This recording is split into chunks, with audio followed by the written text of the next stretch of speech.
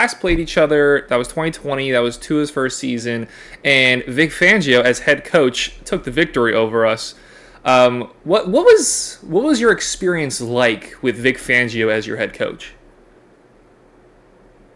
Oh man, Vic Fangio is a very polarizing figure here in Broncos country. You either love him or you hate him. I definitely have had my qualms with Vic Fangio on a player relations level, as well as just a schematic level. I'll just keep it to schematics here.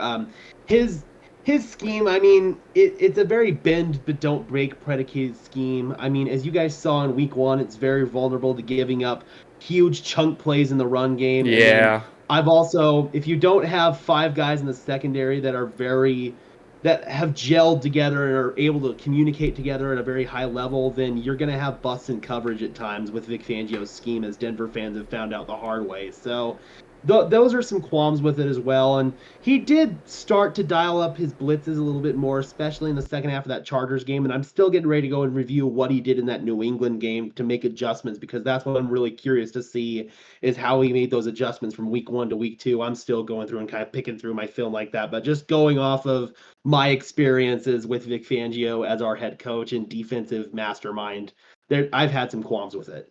yeah, it's been a mixed bag for the first two games so far. The first game was, pretty bad, and then last week definitely saw a difference in his shifts. So Donovan, from Dolphins fan perspective, we've had 2 weeks of him. One week where, I mean, that bend not break really came to the forefront, where we're like, maybe eventually Yeah. we'll stop him. We stopped him on that last drive. Patriots, it wasn't really too big of a challenge. But what is your thoughts so far on how Vic Fangio has been for us at defensive coordinator? So I did say it's going to take a little bit because it's a lot more complicated of a scheme, and the defense was in the previous scheme for 4 years, which is a long time. So to kind of jump from that, which is a man-heavy scheme, to a zone-heavy scheme, that's a big adjustment. So I knew there was going to be some kinks to work out. But I mean, having gone from one of the best run-stopping uh defensive lines in the league to week one, we get gassed by Austin Eckler, who is known for not being able to run in between the tackles and just takes pretty much, he's a fantasy superstar because he catches a ton of screens. So to have him kind of just tear us up in the middle of the line, I was like, hmm. I wanted to see David Long more, and Baker a little bit less. And we got to see David Long play a lot more in the last game, but for the unfortunate reason that Phillips was out and Van Ginkel was moved from the inside to the outside. Yep.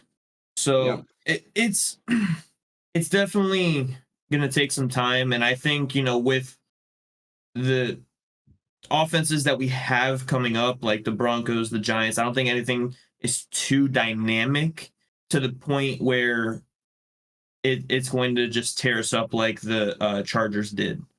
So I'm looking forward to more adjustments, and definitely I do like that he was throwing more blitzes out there at the end of the Chargers game and throughout the Patriots game. So, I mean, we'll see what's going on. Yeah, it's definitely still a work in Mhm. progress, and the defense still isn't at full strength as we're still missing Jalen Ramsey.